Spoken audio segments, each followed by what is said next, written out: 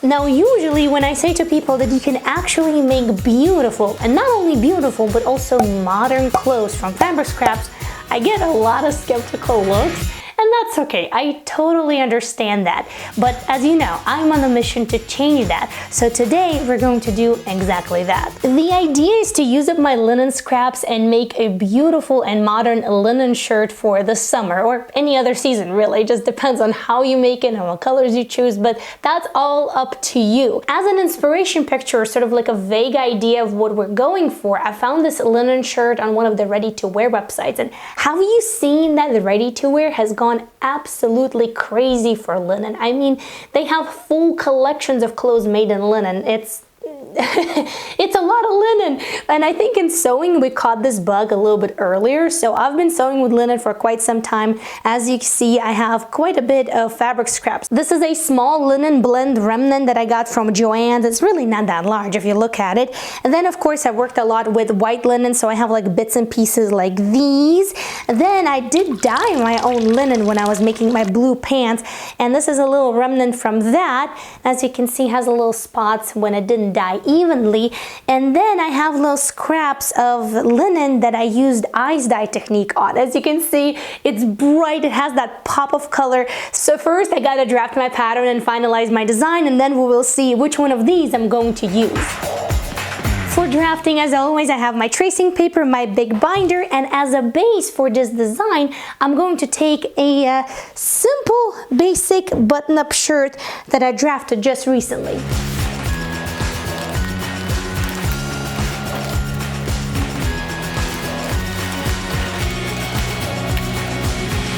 So what do we have here? Just a simple button-up shirt with a dropped shoulder that also goes into a dolman sleeve and a little cuff, or quite a big cuff, a French cuff in their case. Then we also have a collar without a collar stand, and what else? On the striped version they did color block a little bit, so they did play with stripes, and I think that is the element that I'm definitely going to implement. However, I don't usually try to replicate, you know, step by step exactly what I see as my inspiration piece. I think it kind of takes the fun out of it, unless that's a challenge, unless I want to figure out exactly how they did it. But in this case, I'm inspired by what I see, but I definitely want to tailor it to, first, my style, and second, the amount and the type of fabric that I have. Now the pattern here is a piece of cake. It came together so quickly. But why did I decide to make a muslin then?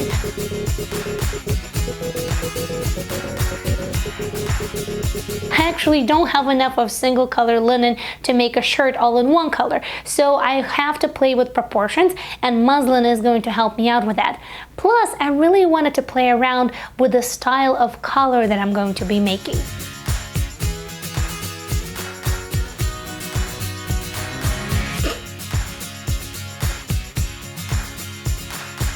On here it does look great, but I do always have to try it on myself first, because this dress form is actually not a dress form. It's just a decorative mannequin, has nothing to do with sewing. These are not my measurements. I got it many years ago, and I just tried to make it work with what I have, and therefore I do use it for my sewing purposes. So I know a lot of you ask, where did you get your dress form? Well, it's not a dress form. Alright, the muslin is on me, that's how it looks. Gotta check the balance and all the details. And by the way, the shirt itself is not going to be that short. However, I do like this length with high-waisted wide leg pants, could be very sweet. Here are some details that I've marked in my muslin, like back yoke, also the cuffs. And now comes the most challenging part, and that is figuring out how to arrange the scrap fabric. Alright, the fascinating thing about fabric scraps, when you start gathering them or sorting them or whatever, it seems that there are so many. When you start working with them, it all of a sudden is not, not enough, and you wish you would have had more. Oh, it's okay. It's okay. We're gonna figure this out.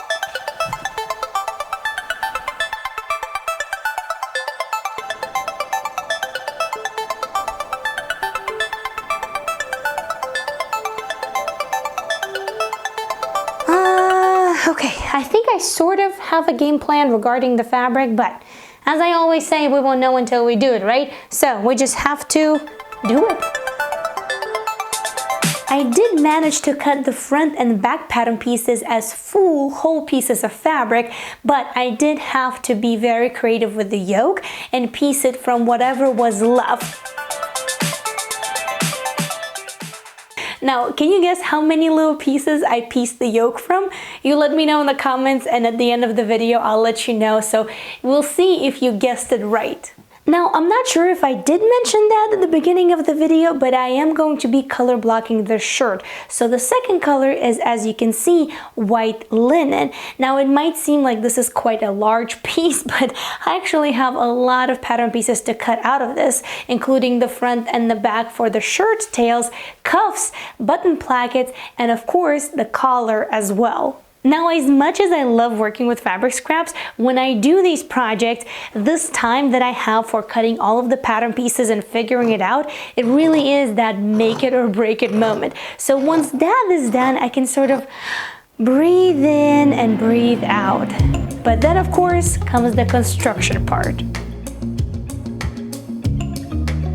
This shirt is beyond simple in construction, but there's always but. First of all, I'm dealing with stripes.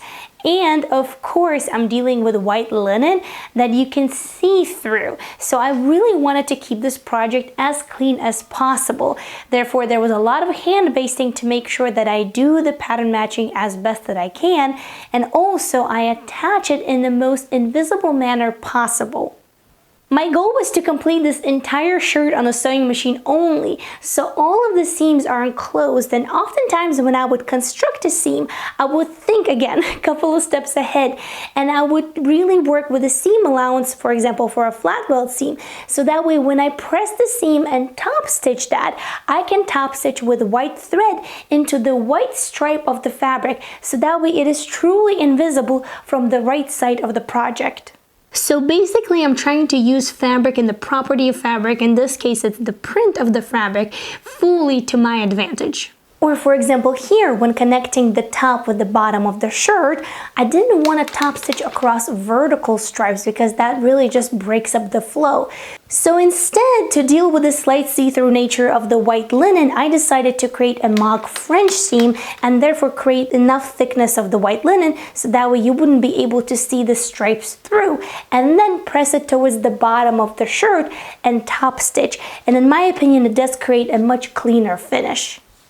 You know, sometimes I wonder if sharing something like that helps you. In my perspective, it does, because it gives you a fresh understanding of how you can use fabric to your advantage. So if this sort of creative video is helpful to you, or at least you're enjoying it, give it a thumbs up. Hopefully more people are gonna see it, and maybe they will use their fabric scraps for making clothes as well. So that, at least that's my big hope.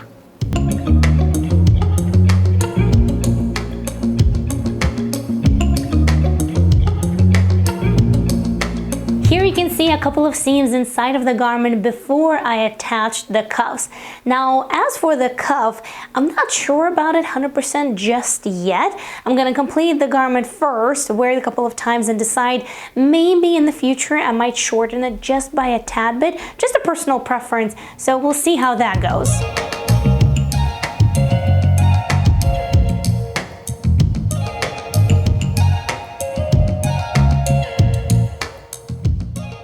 Okay, I'm really close to completion. Just a couple of little things, gotta do the buttons. And here, I really wanted to show you how much, or actually how little fabric I have left after I completed the entire shirt. So, are you ready?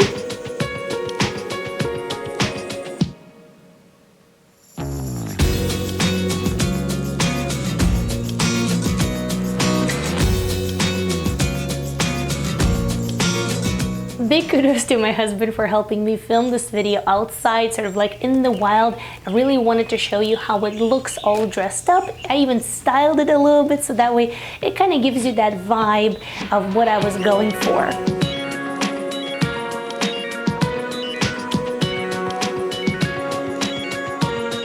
I'm still not 100% sure about the length of the sleeve and the cuff, but everything else, I truly love it.